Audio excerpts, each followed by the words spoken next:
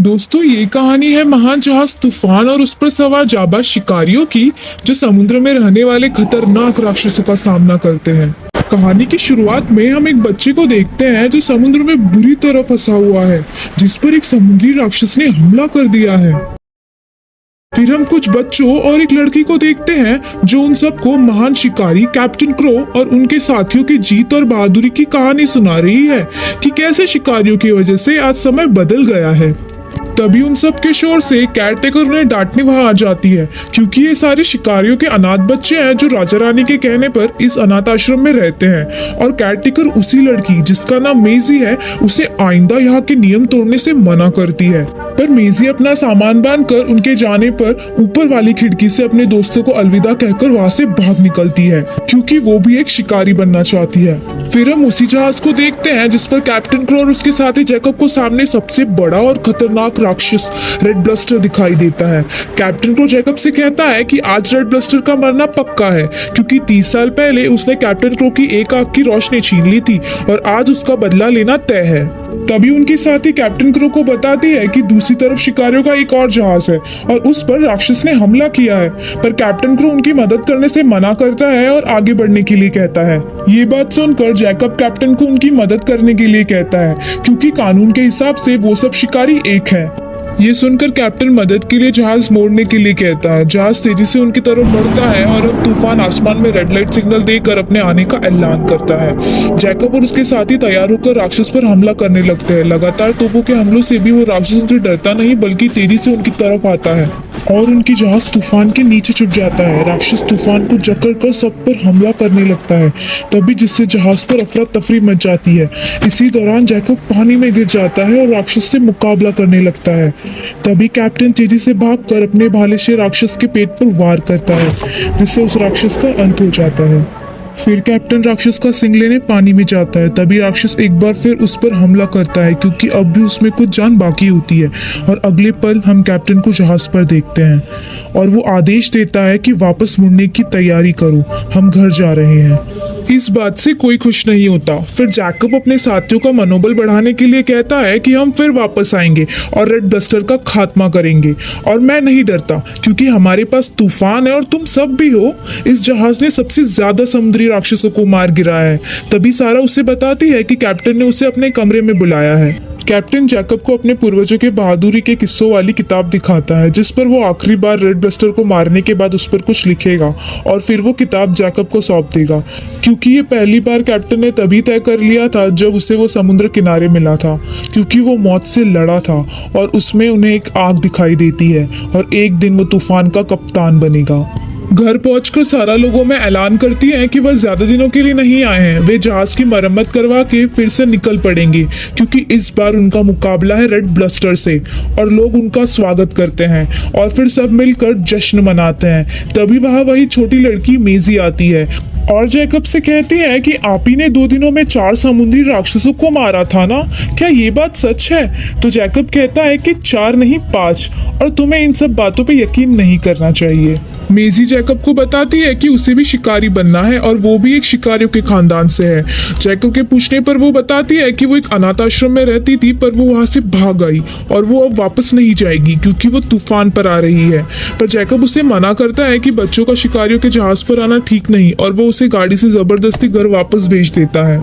दूसरे दिन जब कैप्टन क्रो और जैकब राजा और रानी के पास पहुंचते हैं तो वो उन्हें इनाम देने से मना कर देते हैं, क्योंकि रेड ब्लस्टर उनके सामने होने पर भी वो दूसरे राक्षस की तरफ चले जाते हैं और अब वो शिकारियों पर और भरोसा नहीं करेंगे, क्योंकि उन्होंने एक शाही जहाज तैयार किया है जो बाकी जहाजों से और बेहतर है। पर कैप्टन उन्हें शिकारियों को उनके इस कमजोर जहाज पर भेजने के लिए मना करता है और जैकब उन्हें रेड ब्लस्टर को पकड़ने के लिए एक और मौका देने के लिए कहता है। और उन्होंने रेड ब्लस्टर को पकड़ लिया तो वादे के हिसाब से वो उनके साथ मिलकर काम करेंगे, और वो सब ये चुनौती स्वीकार करते हैं। और फिर वे अपने सफर की ओर बढ़ते हैं, जहां वो रेड ब्लस्टर को पकड़ने के लिए प्लान बनाते हैं। और कैप्टन क्रो सब में खुशखबरी देता है कि इस सफर के अंत में वो जैकब को तूफान का अगला कप्तान घोषित करेगा।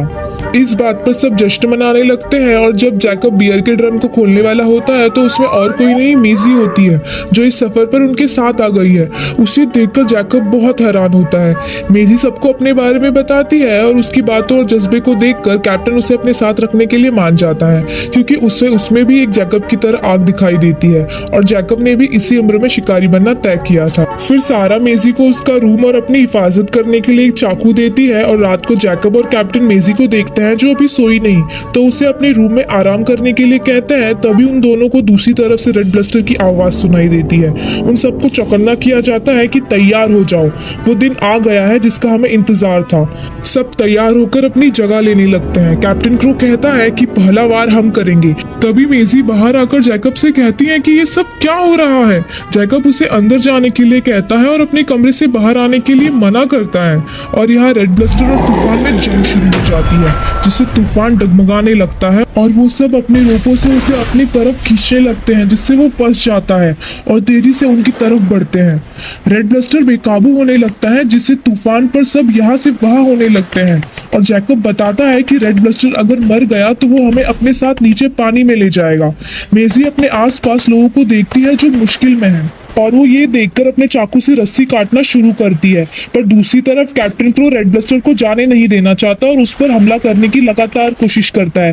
तभी कैप्टन क्रो मेजी को चिल्लाकर रस्सी काटने से मना करता है और अगर उसने ऐसा किया तो वो उसे जिंदा नहीं छोड़ेंगे।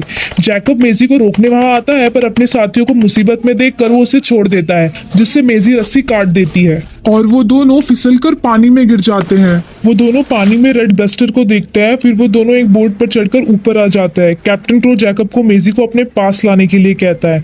गुस्से में वो उस पर बंदूक भी दान देता है, पर अगले ही पल रेड ब्लस्टर जैकब और मेजी को अपने अंदर निगल लेता है और पानी में चला जाता है। जैकब और मेजी रेड ब्लस्टर के मुंह में होते हैं, उसने उन्हें पूरी तरह नहीं निगला होता। अंदर मेजी जैकब से कहती है कि क्या हम ऐसे ही मरने वाले हैं, और जैकब रस्सी बांधकर आगे जाने का सोचता है और मेजी से कहता है अगर ये मुझे निगल ले तो तुम रस्सी काट देना। पर मेजी भी कुछ देर बाद जैकब के पीछे चली जाती है और वो दोनों उसके नाक के पास खड़े होकर पूरे समुद्र को देखते हैं। और अगली सुबह रेड ब्लस्टर उन्हें एक आइलैंड पर ले आती है और जैकब मेजी से कहता है कि वो इसे मारने जा रहा है, पर मेजी उससे कहती है कि आप इसे अंदर से भी तो मार सकते हैं। पर गुदगुली होने के कारण रेड ब्लस्टर जैकब को बाहर फेंक देता है, जिससे बंधी हुई रस्सी से जैकब बाहर और मेजी अंदर ही रह जाती है और जैकब मेजी को बचाने की बार बार कोशिश करता है, पर मेजी देखती है कि रेड ब्लस्टर ने उसके इतने करीब होने पर भी उस पर हमला नहीं किया और मेजी ये देखकर जैकब को रेड ब्लस्टर पर हमला करने से बार बार रोकती है। फिर रेड ब्लस्टर शांत होकर पानी से आइलैंड पर चला जाता है। जैकब मेजी से कहता है कि उसने ऐसा क्यों किया, वो रेड ब्लस्टर को मारने ही वाला था, पर मेजी कहती है कि मैं मर जाती। तो जैकब कहता है कि तुम्हारे ही रस्सी काटने से आज हम यहाँ हैं। तो मेसी कहती है कि आपने भी तो मुझे नहीं रोका, इसका मतलब आप भी ऐसा ही चाहती थी। और जैकब इस बात से चुप हो जाता है और फिर रात होने पर वो राक्षसों से बचने के लिए खुफिया जगह पर रुक जाते हैं, जहाँ मेजी जैकब से कहती है कि क्या पता समुद्री राक्षस इतने बुरे ना हो और समुद्र उनका घर है, और वैसे भी रेड ब्लस्टर के पीछे हम ही गए थे। तो जैकब उससे कहता है कि तुम्हारे माता पिता भी तो एक शिकारी थे और उन्हें भी मार डाला था, वो भी एक हीरो थे। तो मेसी कहती है कि मुझे नहीं पता, पर जरूरी तो नहीं जो एक हीरो करे वो हमेशा सही हो, और रेड ने हमें अपने अंदर क्यों रखा, वो हमें कैप्टन क्रो से बचा रही थी और मुझे तो लगता है कि वो एक मादा है, यानी एक फीमेल रेड ब्लस्टर है। पर जैकब कहता है कि ये सब बकवास है और मैं जरूरत की चीजें लेने जा रहा हूँ। पर मेजी जैकब से वापस लौटने का वादा करने के लिए कहती है और वो वादा करता है कि वो वापस लौटेगा। यहाँ सारा कैप्टन को बताती है कि तूफान में छेद हो गया है, अगर हम यहाँ से जल्दी नहीं निकले तो तूफान डूब जाएगा। पर कैप्टन उन्हें कहता है कि वो वापस नहीं जाएंगे, वो यहाँ से मुकेश आइलैंड जाएंगे। इस बात से कोई खुश नहीं होता। मेजी सुबह होने पर एक बेबी ब्लस्टर को देखती है जो बहुत क्यूट होता है, पर जैकब उसे साफ मना कर देता है कि उसे अपने साथ रखने में क्यों हमें बहुत खतरा होगा, क्योंकि उसके लिए वो एक राक्षस का बच्चा है और वो उसे दूर फेंक देता है। फिर जैकब का गलती से राक्षस के कुछ अंडों पर पैर लग जाता है, जिससे सारे बच्चे बाहर निकल आते हैं और वो वहां से भागकर बोट में चले जाते हैं, जिससे राक्षस उन पर हमला नहीं कर पाते। पर कुछ ही पल बाद उनके पीछे से एक केकड़े जैसा दिखाई देने वाला राक्षस उन पर हमला कर देता है। जैकब उससे लड़ने की कोशिश करता है, पर तभी रेड ब्लस्टर वहां आकर उस राक्षस से लड़ने लगती है। जैकब और मेजी भी रेड ब्लस्टर की मदद करते हैं उस राक्षस से लड़ने में, जिससे रेड ब्लस्टर उस राक्षस को मार गिराती है। मेजी पानी में गिर जाती है पर बेबी ब्लस्टर उसे बचाकर जैकब की बोट के पास ले आता है, पर अब उनके बोट में एक होल हो जाने पर वो आगे लंबा सफर नहीं कर सकते। तभी मेजी कहती है कि रेड हमें वहां ले जा सकती है और उसने हमें उससे बड़े से केकड़े से भी तो बचाया। तो जैकब कहता है कि मैं तो जैसे वहां पापड़ बेल रहा था। पर मेजी बेबी ब्लस्टर की मदद से रेड ब्लस्टर को समझाती है कि वो उन्हें अपने ऊपर बिठाकर उस तरफ ले जा सकती है, और वो दोनों देखते हैं कि रेड ब्लस्टर को उनकी बातें समझ आने लगी है और वो उन्हें अपने ऊपर बिठाकर आगे ले चलती है, और बीच बीच में मेजी उसे डायरेक्शन समझाने में भी कामयाब होती है। ये देखकर मेजी के साथ साथ जैकब भी बहुत खुश होता है। मेजी फिर एक एक करके रेड ब्लस्टर पर लगे भाले निकालने लगती है, जिसमें जैकब भी उसकी मदद करता है। फिर हम कैप्टन क्रो को देखते हैं जो मुकेश आइलैंड पर आ चुके हैं, जहां वो एक चुड़ैल से मदद लेने आए हैं। पर ये चुड़ैल कैप्टन क्रो से सौदा करती है कि वो समुद्री राक्षस को मारने का सबसे जहरीला हथियार उसे देगी, पर बदले में वो उसका सब कुछ छीन लेगी। कैप्टन क्रो इसे मंजूर करता है। रेड ब्लस्टर यहाँ जैकब और मेजी की मछलियां पकड़ने में भी मदद करता है। फिर जैकब देखता है कि किताब में लिखी हुई बहुत सी बातें झूठ है जो आज तक हुई ही नहीं है। मेजी कहती है कि हो सकता है समुद्री राक्षसों ने हमले की पहली शुरुआत की ही ना हो, आगे तेज तूफान आने वाला होता है। यहाँ सारा और बाकी लोग कहते हैं कि उस चुड़ैल से सौदे की कीमत हम सब शिकारियों को चुकानी पड़ेगी। मेजी जैकब से कहती है कि वो गिल्स्टन अपने घर नहीं जाना चाहती, वो उसके अपने लोग नहीं है, वो जैकब के साथ एक फैमिली की तरह रहना चाहती है। पर जैकब कहता है कि ये सब सिर्फ सुनने में अच्छा है, इसे भूल जाओ। आइलैंड पर पहुंचकर वो दोनों रेड ब्लस्टर को अलविदा कहते हैं और जैकब अपना भाला तोड़कर उसे समझाने की कोशिश करता है कि वो आगे से उन पर हमला नहीं करेगा। मेजी भी रेड को गले लगाकर अलविदा कहती है, पर रेड ब्लस्टर दूसरी तरफ शाही जहाज देख लेती है जो उन पर हमला करने के लिए तैयार किया जा रहा है। ये देखकर उसे बहुत गुस्सा आता है, पर उससे पहले एक शाही रक्षक उस पर हमला कर देता है, जिससे वो बेकाबू हो जाती है और सब तरफ से तोपें चलना शुरू हो जाती है। इस अफरा तफरी में मेजी घायल हो जाती है। ये देखकर वो रुक जाती है, पर दूसरी तरफ तूफान अपने आने का ऐलान करता है, जिससे रेड ब्लस्टर उनकी तरफ बढ़ने लगती है और कुछ ही पलों में कैप्टन को निशाना लगाकर जहरीले हथियार से रेड ब्लस्टर पर हमला कर देता है, जिससे वो वही ढेर हो जाती है। पर कैप्टन को उसे जिंदा राजा रानी के पास ले जाना चाहता है, इसलिए उसे वो हथियार निकालना होता है। इसलिए वो उस हथियार को निकाल कर उसे बांधकर अपने साथ ले जाते हैं। जैकब कैप्टन को बताता है कि राक्षस ने उनकी मदद की और हमें उसके साथ ऐसा नहीं करना चाहिए, पर कैप्टन इस बात का यकीन नहीं करता, जिससे मेजी चाकू लेकर कैप्टन पर वार करने की कोशिश करती है, पर जैकब उसे रोक लेता है। मेजी कैप्टन से रेड ब्लस्टर को छोड़ने के लिए कहती है और जैकब से पूछती है कि आप रेड ब्लस्टर की मदद क्यों नहीं कर रहे। सुबह तूफान और बाकी सब लोग रेड ब्लस्टर के साथ राजमहल पहुंचते हैं। दूसरी तरफ बेबी ब्लस्टर मेजी की मदद करता है और वो राजा रानी की लिखी सारी झूठी किताबों को देखती है और अब उसे पूरा यकीन हो जाता है कि ये सब झूठ है। कैप्टन क्रो सबको बताता है कि शिकारियों का समय अभी भी खत्म नहीं हुआ है, उन्हें अब भी उनकी जरूरत है। कैप्टन क्रो रेड ब्लस्टर पर भाले से आखिरी वार करने ही वाला होता है कि जैकब उन्हें रोक लेता है। जैकब कहता है कि जरूरी नहीं कि हमेशा जो एक हीरो करे वो सही ही हो, और ये सुनकर उन दोनों में लड़ाई शुरू हो जाती है।